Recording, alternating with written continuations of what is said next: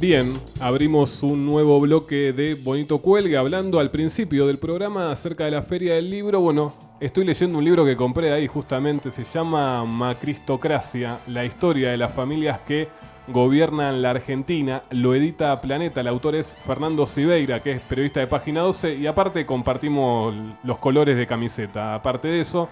Pero bueno, Fernando, un placer que estés en Bonito Cuelgue, felicitaciones por el libro y bueno, bienvenido, ¿cómo estás? ¿Qué tal? ¿Cómo estás? Bien, muy bien. Sí, Bueno, qué momento, ¿no? Justo antes de clase. Bueno, por eso mismo, pero hay que estar tranquilos. Lo hablaba con mi compañero, hay que pensar en el miércoles, que es lo verdaderamente importante, pero bueno, no importa. Tenés razón. Felicitaciones, Fernando, por el libro. Estuve escuchando la presentación que hicieron en la feria, pero muy interesante. Contanos un poco de qué trata, para aquellos que no conocen, Macristocracia. Bueno, mira, son 10 capítulos donde repaso un poco la historia de las principales familias que componen el macrismo, ¿no? Desde Macri hasta sus amigos del Cardenal Newman, pasando por varias familias tradicionales del poder de la Argentina. Lo que trato de mostrar en base a esto es que, bueno, para empezar, que es uno de los gobiernos más homogéneos que se han dado en Argentina en el último siglo, te diría, ¿no? En cuanto a sus componentes. Que esta pertenencia social, que además es tener la misma educación, los mismos círculos de amistades, los mismos posgrados en el exterior, te hace tener también una mirada muy coincidente en cuanto a la realidad argentina, en cuanto a lo que hay que hacer, en cuanto a cuáles son los problemas, ¿no? Que se empiezan a ver, me parece, ahora, ¿no? Con varias declaraciones y varias medidas que tienen cierto sesgo clasista, diría yo, desde la declaración esa del choripán, sí, hasta, bueno, estas políticas donde siempre parece que el problema fuera el sector de los trabajadores, ¿no? Que piden mucho de paritarias, que los convenios colectivos de trabajo son muy fuertes, que hacen demasiados juicios laborales, bueno, todas esas distintas políticas que se van viendo del gobierno. ¿Cuál es para ellos el problema del país? Me parece que se basa un poco en esta pertenencia que trato de mostrar en el libro, revisando la historia de varias de las familias que componen el gobierno. Revisando, Fernando, y también algo que planteó muy bien José Nathanson en la presentación del libro, que él decía que desde lo discursivo se está revelando el origen de esta macristocracia, digamos, porque vos lo que planteabas al principio, lo que decía Macri, o también Esteban Bullrich, que habló en su momento de la educación, con una mirada ya en 1880 era vieja esa mirada, pero sigue estando. Creo que también ahí me parece un punto neurálgico del libro, esta cuestión que vos trabajás desde lo discursivo, de cómo en alguna frase corta ya demarca esta cuestión del origen que tiene el gobierno de PRO. Sí, lo que decía, bueno, José en la presentación que hicimos hoy el 1 de mayo en la Feria del Libro, es que, bueno, un poco sí da la sensación de que cuando no les marca el discurso Durán Barba, ¿no? Cuando no está aprendido ese mensaje, dicen lo que les pasa por la cabeza, y lo que les pasa por la cabeza siempre es tremendo, ¿no? Políticamente. Sí. Muy incorrecto, desde esa campaña al desierto. Campaña al desierto, no me acordaba. Pero sin armas, como dijo Bullrich, ¿no? Cuando habló ahí inaugurando una escuela en Río Negro, ¿no? Que sí, es como empieza el capítulo de Esteban Bullrich, porque realmente fue muy llamativo, porque aparte después repaso la historia de la familia Bullrich, y justamente la riqueza de los Bullrich viene de la campaña en desierto, ¿no? Porque era una casa de remates que estaba acá en Buenos Aires, y que su gran fortuna la empezó a hacer cuando empezaron a rematar campos, y que justamente en los afiches que salían a remate ponía libres de indios, ¿no? Como si fuera así, que sí, lo desmalezaban, y que qué increíble que justo haya sido el mismo Esteban Bullrich el que haya de esa frase, ¿no? Y como tantas otras que cada día van saliendo. Bullrich tiene varias porque encima le gusta hablar, tiene ese estilo así muy acto TED, ¿no? De esas charlas sí. TED que le encantan con el micrófono hablando, y bueno. Y además, Fernando, un detalle, ¿no? Más allá de esta acumulación de frases, hasta parece que tiene premio, porque va a ser candidato quizá con muchas posibilidades. Macri lo ama. Claro. cuento, ¿no? Que, bueno, no solo... Primero que es un tipo que, bueno, no nos pusimos a hablar de Esteban Burri, ¿no? Pero primero que es un tipo, hay 10 historias para Sí, para sí. contar. Es un tipo que es el primer ministro de Educación que no fue docente, ¿no? Él tiene una licenciatura en sistemas, después hizo un perfeccionamiento, pero en negocios, ¿no? En Estados Unidos, después volvió, bueno, cayó ahí en el ministerio porque fue esa vez que cuando habían designado a Abel Pozo empezó a hablar a favor de la dictadura, en contra de los jóvenes, del rock and roll, de la droga, qué sé yo, lo tuvieron que sacar y Macri se le ocurrió poner a Esteban Bullrich porque le caía bien, y ahí quedó como ministro de Educación, como si fuera su especialidad, y ya van 2 gestiones en la ciudad, y fue el único que confirmó antes de asumir como presidente fue Esteban Bullrich, que dijo, Sí. bueno, es el mejor ministro de Educación que hemos tenido y va a seguir siendo ministro de Educación en la Nación, y es increíble, ¿no? Es prácticamente, te diría, el ministro favorito de Macri, ¿no? Sí, ahora están pensando en la provincia, a él como candidato de cuento, ¿no? En realidad su pertenencia a la provincia de Buenos Aires son por los campos de la mujer, que tiene campos en Junín, y a él se ha dedicado también a los campos, que es otra de las características de los Sí. macristas, ¿no? Casi todos tienen Que campos. atraviesa, te iba a preguntar eso, Fernando, porque vos hablabas al principio de la entrevista de un gobierno homogéneo, pero en el libro trabajás muy bien el tema de este poder económico que en los 10 capítulos se va uniendo. Es como una situación que todo encuentra su propio cauce, digamos, y que está muy bien trabajado la parte económica de todas estas familias, que hay un punto en común siempre. Sí, es increíble, hay muchos cruces entre las Exacto. familias. Uno de los clanes, digamos, que tienen negocios por todas partes son los Brown.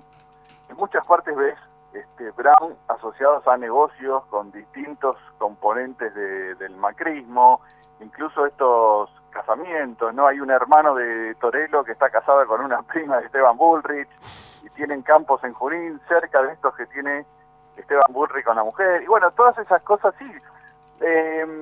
Incluso yo comento la anécdota a veces que el abuelo de Patricia Bullrich y de Marcos Peña se hayan muerto en el mismo accidente aéreo de la empresa Austral, que era de la familia Claro. Brown. Yo digo, esas cosas se dan porque por la misma pertenencia social, ¿no?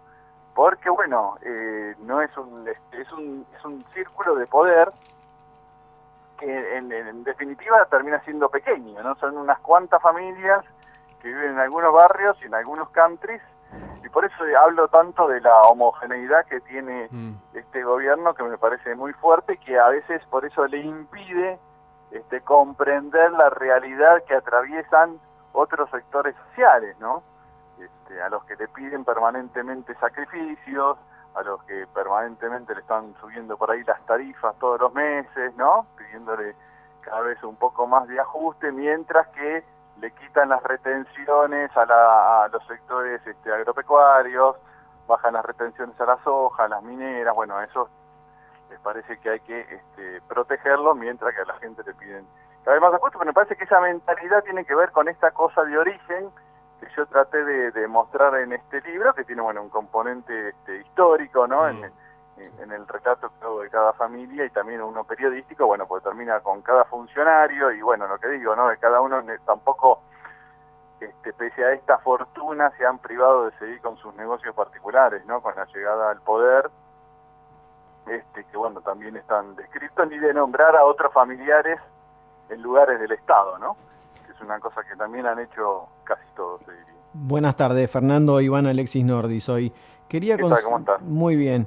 Quería consultarte si crees que las familias que están hoy en día en el gobierno son prácticamente las mismas o desprendimientos de las que vienen controlando los destinos del país desde el que este se formó, allá por principios de Sí, yo lo 1800. que busqué justamente mostrar es que, bueno, hay un discurso del gobierno, es del cambio, que es el futuro, que es lo nuevo, que viene a dejar atrás a los partidos tradicionales, que son para ellos son el pasado, y que, bueno, en realidad la gran parte de estos funcionarios pertenecen a familias tradicionales del poder en la Argentina.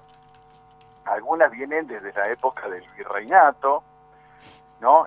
Formando parte de los círculos, ya sea como funcionarios muchas veces, y otras veces también como abogados de las principales compañías, siempre, muchas veces pasando de un lado al otro del mostrador, ¿no? Como está ocurriendo en este gobierno, ¿no? Que pasan Sí. de ser CEO de una empresa a después que supuestamente lo controla. Tenemos el caso de Miguel Brown, ¿no? Que es la familia de dueños del supermercado y es el secretario de Comercio quien supuestamente tiene que controlar a su familia, ¿no? A los precios que le ponen en el supermercado. Y bueno, la otra vez veíamos lo que pasó en la Anónima, ¿no? Que es el supermercado de lo que estamos hablando, que subieron los precios en Comodoro Rivadavia Sí, después lamentable. de las inundaciones, ¿no? Una cosa tremenda. Y bueno, y está viendo el Pinedo, un ejemplo que siempre pongo es que en el golpe de 1930, el primer golpe que hubo en el país, que fue el nefasto antecedente de todos los que vinieron después, hubo un Federico Pinedo y un Horacio Rodríguez Larreta, tal como sucede hoy, que era el abuelo del actual Federico Pinedo y el bisabuelo del actual Horacio Rodríguez Larreta, que era Procurador General de la Nación en ese momento y fue el que firmó la acordada de la Corte que dio aval a ese primer golpe que le hicieron a Hipólito Yrigoyen, antecedente de todos los golpes que vinieron después, ¿no? Por eso digo que, bueno, todas estas familias efectivamente han sido parte del poder, ya sea de un lado u otro demostrador, y que han merodeado el poder desde la organización argentina y muchos incluso beneficiarios de la campaña del desierto y bueno, desde esa época, ¿no? Que han, pues la verdad que las fortunas en Argentina prácticamente todas se hicieron a costa del Estado y varias de estas familias son ejemplo de eso, ¿no? De lo que se ve y después, bueno, cuando llegan al poder dicen que hay que podar el Estado, que hay que hacer recortes, que hay que cortar en educación, en acción social, bueno. Ahora que decías esto, otra característica que comparten es también que muchos nombres se repiten con respecto a nombre de pila, me refiero, con respecto a sus antepasados, ¿no? Hay muchos que tienen el mismo nombre. A veces en el libro a ver, los Bartolomé Mitre son el ejemplo por antonomasia, pero... Claro, es una cosa casi de realeza, ¿no? Que se da en las familias Sí. aristocráticas de distintos legados. Incluso vos buscás en Wikipedia, Federico Pinedo figura como bisnieto. Claro. De todos los que hubo en las distintas... Generalmente se repiten por pareja, siempre hay por ejemplo, un Horacio Rodríguez Larreta y un Augusto Rodríguez Larreta en casi todas las camadas, vamos a decirle. Tal cual. Lo mismo pasa en los Federicos Pinedos, que también hay, creo que también es Augusto Pinedo, que generalmente hay dos en cada, digamos, camada de hijos, y generalmente los Federicos Pinedo han sido más famosos que los otros. Respecto a la historicidad que planteabas de la mayoría de las familias que hoy están en el gobierno en la Argentina, es tal vez paradójico que capaz los Macri son los más recientes en este sentido. Sí, efectivamente, Macri es un caso aparte. Hay otros de los que cuento en el libro, ¿no? Por ejemplo, Jorge Triaca también. Ha sido, bueno, incluso más todavía, ¿no? Porque Macri por lo menos ya es una generación que de millonarios, vamos a decirle. Jorge Triaca menos, ¿no? Su padre era el sindicalista que se convirtió en un símbolo del sindicalismo empresarial durante el menemismo, ¿no? Y después se convirtió en el primer sindicalista en ser socio del selecto Jockey Club, por eso me pareció interesante ponerlo. Y si vos te fijas, el caso tanto de Macri como de Jorgito Triaca, los dos fueron al cardenal Newman. Como Nicolás Caputo. Como Nicolás Caputo también, como Luis Caputo también, como Luis Caputo, de familia también, hijos de millonarios, digamos, hijos de constructores, beneficiarios de la obra pública en general.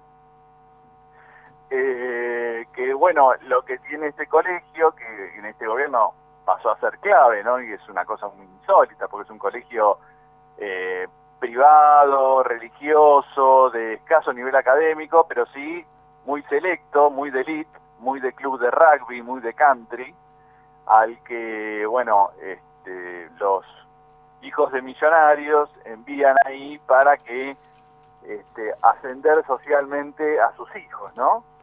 Fernando, ahí es donde se codean con los herederos realmente, bueno, y ahí Macri buscó ejercer de cierta manera de hacerse notar con esta cuestión, ¿no? De ir en auto con chofer, de organizar los partidos de fútbol, de comprarle camiseta a sus compañeros, ¿no? Buscaba, bueno, un poco ejercer el poder del dinero para, en cierta manera, equiparar esa falta de origen que tenía él respecto a los otros compañeros que eran más de familias tradicionales, de campos y todo eso, ¿no? Fernando, te queremos agradecer, te quiero hacer las últimas 2 preguntas. No, una más que nada para recomendar que se puede leer por internet, porque hiciste un perfil muy interesante dentro del libro y que también se publicó en páginas, si no estoy errado, sobre Pablo Cluselas, un personaje muy oculto, pero vital en lo que tiene que ver la estructura de Macri. Está muy bien escrito todo en el libro y también lo que fue ese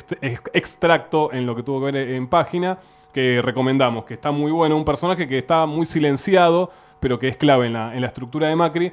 Y por otro lado, preguntarte, digamos, que me parece que el libro tiene importante, además de este repaso histórico muy, pero muy interesante, es entender también para cierta clase media que dicen, bueno, no van a robar porque ya tienen. Un cliché que aparece mucho y que el libro le pega un golpe al mentón y que eso está bueno y que creo que me parece que es una de las enseñanzas que deja el libro también. No sé cómo lo ves vos.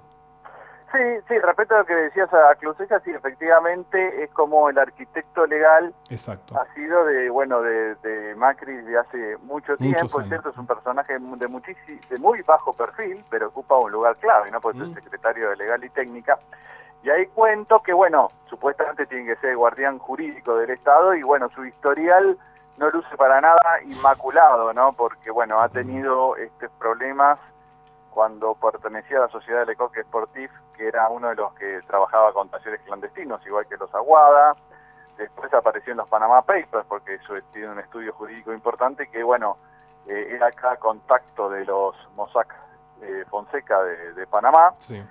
Y después, bueno, está el tema de todas las sociedades que tiene con otros de los integrantes del Clan Brown en Salta, que son dueños de varios campos, y bueno, ahí en el adelanto que vimos en página 12 detallaba todos los campos que tienen Macri y sus parientes y sus amigos, sí, el cardenal Newman en Salta, que suman más de 66.000 hectáreas, creo, de las cuales desmontaron 22.000 ya, que es más que el terreno de la ciudad de Buenos Aires. Sí, y vos también... Ahí el tema de la contradicción de su discurso, exacto, que habla siempre preocupado del cambio climático, y bueno, y ahí en ese desmonte extraordinario, los especialistas dicen que es una de las principales causas de lo que está sucediendo ahora en varias partes del país, ¿no? De las inundaciones, porque bueno, pasa a ser distinto el suelo, las napas y distintas cosas que, bueno, cuentan los especialistas, que ahí están detallados, ¿no?